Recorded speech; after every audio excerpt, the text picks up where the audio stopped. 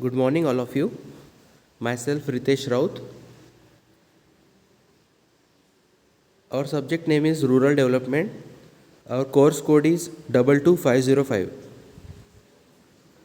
Today, we will go through first unit of rural development, that is overview of rural development.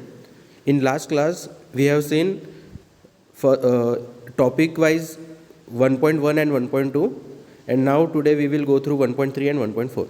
In 1.3, we will go through role of CAPT, that is Council for Advancement of People's Action and Rural Technology, significance of rural development and objectives of CAPT. In topic 1.4, social economic survey, role of civil engineering, rural development. This we will see in this lecture. Now, vision and mission of a program. Vision is to impart excellent civil engineer skills to develop employable civil engineer diploma. Mission is imparting the modern technical skills as per the requirement of the industry to improve employability, to develop social and environmental responsible civil engineers, effective implementation of teaching learning process to benefit students. This is learning outcome, in which the course outcome is undertake surveys to decide the status of socio-economic significance. And if we see the program outcome, we will see the 1, 5 and 7, and unit outcome is role of Council for Advancement of People's Action and Rural Technology, role of civil engineering development of rural area. So which PO will implement in this course is basic discipline and knowledge. We will get to know about the engineering practices for society, sustainability and environment, and lifelong learning. This is session outcome. After completion of these video lectures, students will able to identify the various significance of rural development, describe the role of CAPT, state the socio-economic survey, explain the role of civil engineering in the development of rural area. Now, first we will go through significance of rural development. Now, there are mainly three significance of rural development, that is development of nations depends on development in rural areas. First is social significance, that is gender equality, women's empowerment, supports social development of poor and low income households, provides social safety. अभी जैसे सबको पता है कि गांव में ज़्यादातर discrimination होता है, ठीक है, वैसे जैसे वहाँ की पंचायत वहाँ का फैसला करती है. अभी भी जैसे खाप पंचायत के बारे में आपने सुना होगा, तो इस तरीके से भेदभाव होता है, ऊंच नीच जाति में भी भेदभाव होता है. तो ये सारी चीज़ें गांव में आज भी होती है, तो इन्हीं सारी चीज़ों से उनको बाहर निकालना है. तो इसके लिए ही हमें ये सोशल सिग्निफिकेंस ध्यान रखना बहुत ज़रूरी है, ताकि हम उनका डेवलपमेंट कर सकें.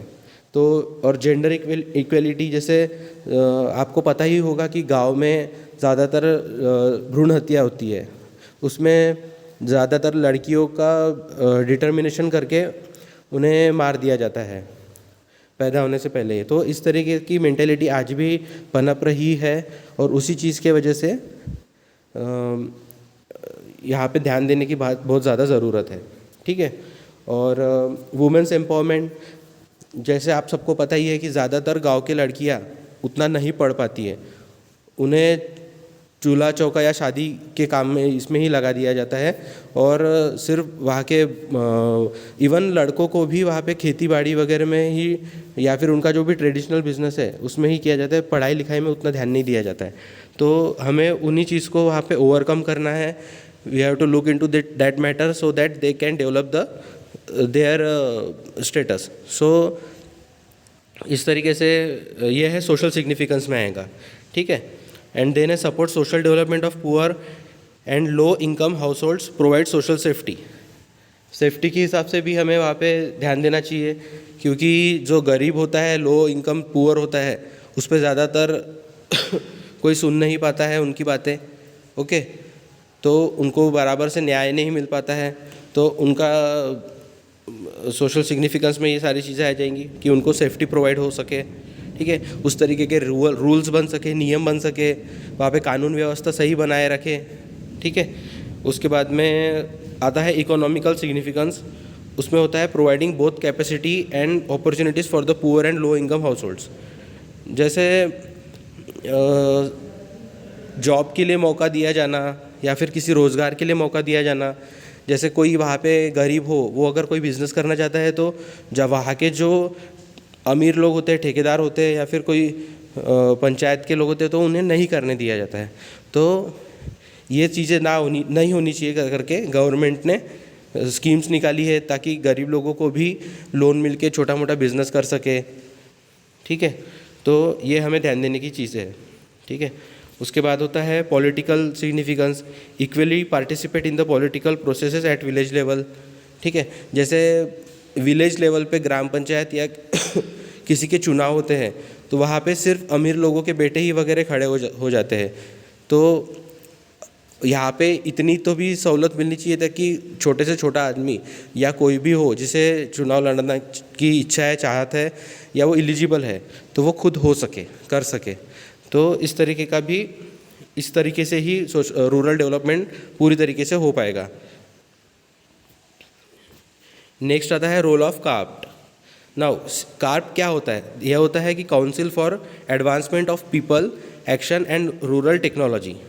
अभी काउंसिल यानी संगठन, ठीक है, किस चीज़ के लिए? एडवांसमेंट यानी उनकी प्रगति करने के लिए of people action and rural technology, ठीक है। वहाँ के जो भी गांव खेड़े के जो लोग हैं, गरीब लोग हैं या फिर जो जिन्हें ज़्यादा सामने नहीं आने दिया जाता है, ठीक है, ऐसे जो लोग हैं उनके लिए ही ये काप बनी हुई है, ठीक है। ये क्या है? It is an autonomous body under MRD established in 1986। तो ये पॉइंट कुछ आपको ध्यान में रखने की ज़रूरत है कि ये कब एस्टेब्लिश हुई थी, ठीक है। To promote voluntary action towards implementation of projects for enhancement. अभी जैसे प्रोजेक्ट्स होते हैं, ठीक है, उनको देखने के लिए भी कोई होना चाहिए। तो ये बॉडी क्या करती है? ये संगठन उस चीज़ों को, प्रोजेक्ट को कंप्लीट करने की पूरा प्रोसेस करती है, ठीक है, ताकि वो प्रोसेस पूरी कंप्लीट हो सके। नहीं तो स्कीम्स आती है और जाती है पर वो इम्प्लीमेंट नहीं हो पाती गांव में। तो इनका यही काम है कि वो पूरी तरीके से इम्प्लीमेंट भी हो और ग्राउंड लेवल पे ये काम करती है, ताकि जो ज़रूरत क्या है उस विलेज की, उसके हिसाब से वहाँ पे स्कीम्स लाई जाती है, ऑर्गेनाइजेशन लाई जाता है और चीज़ों को कंप्लीट किया जाता है। तो अब ये है organization setup of CARP, the important members of this committee. ये भी क्वेश्चन काफ़ी उपयोगी है, तो ये ध्यान में रखने की बात है कि इसमें इस संगठन में इम्पोर्टेंट मेंबर्स कौन होते हैं। तो इसमें आता है ministry of state rural development, secretary department of science and technology, secretary ministry of rural development, joint secretary ministry of rural development and director general का आपका, okay. Now objectives of CARP, ठीक है, इसका काम क्या है? To increase capability of the rural sector based on voluntary organization. जैसे मैंने बताया था कि ये संगठन दूसरे संगठन से बात करके या अपने अंडर कुछ संगठन बना के पर्टिकुलरली वो गांव में किस चीज़ की ज़रूरत है, प्रॉब्लम है, उसको देखती है और उस हिसाब से वो अपना प्लान्स बनाती है, स्कीम्स बनाती है उस पर्टिकुलर गांव के लिए। फिर है to encourage people participation in and voluntary action for rural development, ठीक है। रूरल डेवलपमेंट होना चाहिए करके कैसा पीपल को एनकरेज किया जाता है, वहाँ के लोगों को। आपने देखा होगा गांव में छोटे छोटे प्रोग्राम्स होते हैं, छोटे छोटे शो होते हैं, उस तरीके से उनको गाने वगैरह के थ्रू, छोटे छोटे ड्रामाज होते हैं, उसके थ्रू उनको नॉलेज दिया जाता है, ठीक है। जैसे भ्रूण हत्या है, उसके ऊपर छोटा सा किसी ने ड्रामा रख करके ये लोग उनको ज़्यादा से ज़्यादा नॉलेज देने का ट्राई करते हैं, ठीक है। और उनको जाके आके बताया जाता है कि आपको भी, सबको ही हक है चुनाव लड़ने का या फिर किसी भी एक करने का, या फिर कोई डिस्क्रिमिनेशन हो रहा है तो यहाँ के लिए लॉज बनाए गए हैं, कानून बनाया गया है, उससे सब अवगत कराना ये सारे काम इस काप्ट के अंडर होता है। To generate employment opportunities and economic independence, तो जैसे मैंने पहले बताया था वैसे ही कि एम्प्लॉयमेंट अपॉर्चुनिटीज़ को जनरेट करना, ठीक है, ज़्यादा से ज़्यादा स्वयं रोजगार करने के लिए प्रोत्साहित करना। बैंक, छोटे छोटे बैंकों को लोन देने के लिए ये लोग कहते हैं कि लोन दीजिए छोटे छोटे लोगों, पुअर लोगों को, ताकि वो छोटा मोटा बिजनेस कर सके, अपॉर्चुनिटी बना सके। और या फिर बड़े बड़े कंपनियों को बोलते हैं कि यहाँ पे जाके आप कंपनी इस्टेब्लिश कीजिए ताकि वहाँ के गांव के लोगों को एम्प्लॉयमेंट मिल सके। तो इस तरीके का होता है। To promote conservation of environment and natural resources, ठीक है, तो जिस तरीके से झाड़ की छटाई हो रही है, झाड़ काट दिए जाते हैं, तो यहाँ पे ये संस्था ऑर्गेनाइजेशन बनाते हैं ताकि वो ये सारी चीज़ें होने से रोक सके। या फिर तस्करी की जाती है, जैसे चंदन की तस्करी हो गई, ओके, या फिर जैसे कोई जानवर हो गए, शेर या फिर स्नेक स्किन वगैरह, ये सब एक्सपोर्ट होता है। तो इन सारे चीज़ों को ये छोटा छोटा करके बहुत बड़ा इफ़ेक्ट करता है। तो ये सारी चीज़ों में ना जाए, बैन लग जाए, तो इस वजह से वहाँ का कंजर्वेशन डिपार्टमेंट ये सारी चीज़ों पे ध्यान देता है। अभी एक्टिविटीज़ ऑफ काप वो क्या क्या करते हैं, जैसे वाटरशेड डेवलपमेंट डिवीज़न, वहाँ पे कुछ डिवीज़न्स है, कुछ सेल्स है, क्योंकि एक ही डिवीज़न सब कुछ नहीं कर पाएगा, इसलिए उसका बाइफर्केशन किया गया हुआ है। और ये याद करने वाली चीज़ है, आपको ये सब याद करना पड़ेगा। जैसे वाटरशेड डेवलपमेंट डिवीज़न है, उसके बाद डिसेबिलिटी एक्शन डिवीज़न है, डिज़ास्टर मैनेजमेंट सेल है, ठीक है। जैसे बरसात होती है, रेन वाटर हार्वेस्टिंग नहीं हो पाता है, पानी बह जाता है, गांव में बहुत पानी की दिक्कत आती है। तो अभी जिस तरीके से नई नई टेक्नोलॉजी आए, नए नए प्रोजेक्ट्स आए हैं, तो वो सब इम्प्लीमेंट करने का काम इनका होता है, काप का। इस काप्ट के अंडर में हम कोई ऑर्गेनाइजेशन सेटअप करके वहाँ के लोगों को ये सारी सुविधाएं दे सकते हैं, ताकि उनको ज़्यादा से ज़्यादा फ़ायदा हो। जो पानी बह जाता है, रेन वाटर, वो ये कर सकते हैं। या फिर कभी बाढ़ आती है, फ्लड आता है, या किसी अदर तरीके की कैलमिटीज़ आती है, तो उन सबको रोक सके करके डिज़ास्टर मैनेजमेंट सेल भी होता है। उसके बाद में रूरल टेक्नोलॉजी डिवीज़न, उसके बाद में public cooperative division, international funding division, marketing development division. तो इस तरीके की ये एक्टिविटीज़ होती है काप की। नाउ सोशल इकोनॉमिक सर्वे, इसमें क्या होता है, it is a important part of education to know the status of people living in the society. जैसे आपने देखा होगा कि कई बार गांव में या फिर हमारे घर पे या हमारे कोई रिलेटिव में घर घर में सर्वे करने के लिए आते हैं। वो पूछते हैं कि आपके घर में कितने लोग हैं, कितने पढ़े लिखे हैं वगैरह वगैरह। तो ये बहुत ज़रूरी है, तो ये सोशल इकोनॉमिक सर्वे में आता है, ठीक है। To bring about economic development, transformation of social economic condition. Then है कंट्रोल ऑफ पॉपुलेशन, बताया जाता है, जैसे पिछली बार निकला था हम दो हमारे दो, ऐसे रूल, ठीक है। तो ये सब जागरूक करना बहुत ज़्यादा ज़रूरी है, ताकि वो खुद भी फाइनेंशियली स्टेबल रहे एंड बराबर प्रॉपर एजुकेशन सबको मिले, ठीक है। Then this report contains analytical study of living standards condition, transportation, health, communication, unemployment and problem faced by people living in rural areas, okay. तो इसमें क्या होता है, सोशल इकोनॉमिक सर्वे में, अभी ये सर्वे करने के बाद में हमें क्या पता चलता है कि लिविंग स्टैंडर्ड कंडीशन, उनका रहनीमान उनका कैसा है, ये सारी चीज़ें हमको पता चलती है। उसके बाद में ट्रांसपोर्टेशन, गांव में किस प्रकार का ट्रांसपोर्टेशन है, शहर से वहाँ के रास्ते कनेक्ट है या नहीं है, वहाँ पे सब गवर्नमेंट बसेस जाती है या नहीं जाती है, या फिर सामान परिवहन करने के लिए प्रॉपर व्हीकल्स प्रोवाइड है या नहीं है, ये सारी चीज़ें का सर्वे हो जाता है। हेल्थ कम्युनिकेशन, अभी जैसे कम्युनिकेशन हो गया, किसी को कहीं पे पोस्ट पहुंचाना है, तो उसकी सर्विस वहाँ पे प्रॉपर अवेलेबल है या नहीं है, ठीक है। उसके बाद में हेल्थ, आसपास कोई बड़ा अस्पताल है, अगर है तो वहाँ पे बराबर प्रॉपर रोड जाते हैं क्या, या फिर एम्बुलेंस अवेलेबल है क्या, छोटी छोटी चीज़ें, ये सब पता करने के बाद रिपोर्ट बनाती है कमेटी, उसके बाद में वो कार्ब तक जाती है और उसके बाद पर्टिकुलर जो भी उसका ऑर्गेनाइजेशन है उसको वहाँ के लिए प्रॉपर स्कीम्स, प्रॉपर डेवलपमेंट का मैप बनता है। Okay. Unemployment and problem faced by people in rural areas, जैसे मैंने कहा था कि वहाँ के लोग क्या फेस कर रहे हैं प्रॉब्लम, वो बहुत जानना ज़्यादा ज़रूरी है ताकि उसके तरीके से वहाँ की पर्टिकुलर स्कीम बन सके। नाउ सिविल इंजीनियर का क्या रोल है? Civil engineer duty to ensure design are safe and would not create any hazard effect. अभी जैसे मैंने बताया कि कोई पर्टिकुलर गांव में ब्रिज का प्रॉब्लम है कि वहाँ पे ब्रिज नहीं है भी तो बहुत मैन मेड है और मतलब वहाँ के लोगों ने बनाया हुआ है और जो बहुत कच्चा है पहाड़ में वगैरह बह जाता है। वहाँ पे फिर अभी प्लान हो गया, प्लान होने के बाद में कमिटी ने प्लान बनाने के बाद में किसको देंगे ये टेंडर वगैरह, ये इंजीनियर ही काम करेगा। तो वो हमारा काम क्या होता है?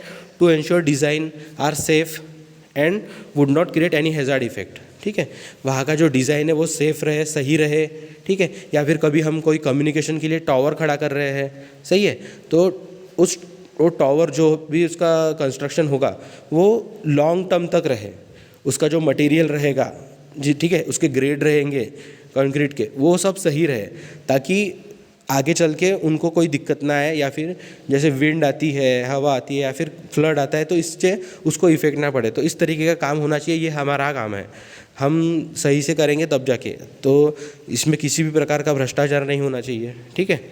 Then municipal engineer in rural area must work in coordination with planner to protect future land.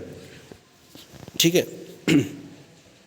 अब कोई एरिया क्या होता है, कंजर्वेशन जोन होता है, झाड़ वगैरह लगे होते हैं, तो हमें ये ध्यान रखते हुए काम करना है कि वहाँ की जो भी नेचुरल संपत्ति है, चीज़ें हैं, उसको अफेक्ट नहीं होते हुए हमारा काम हो जाए।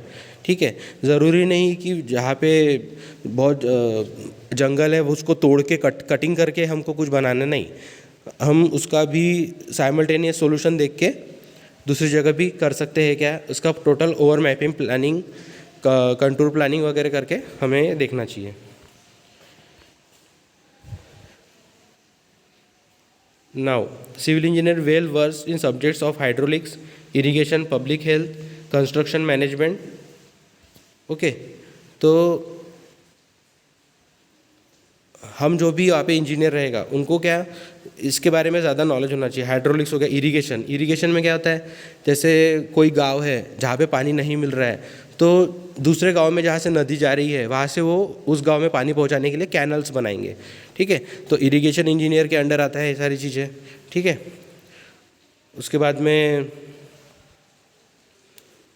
पब्लिक हेल्थ भी बहुत ज़रूरी चीज़ें हैं, तो उसका भी ज्ञान होना बहुत ज़्यादा ज़रूरी है।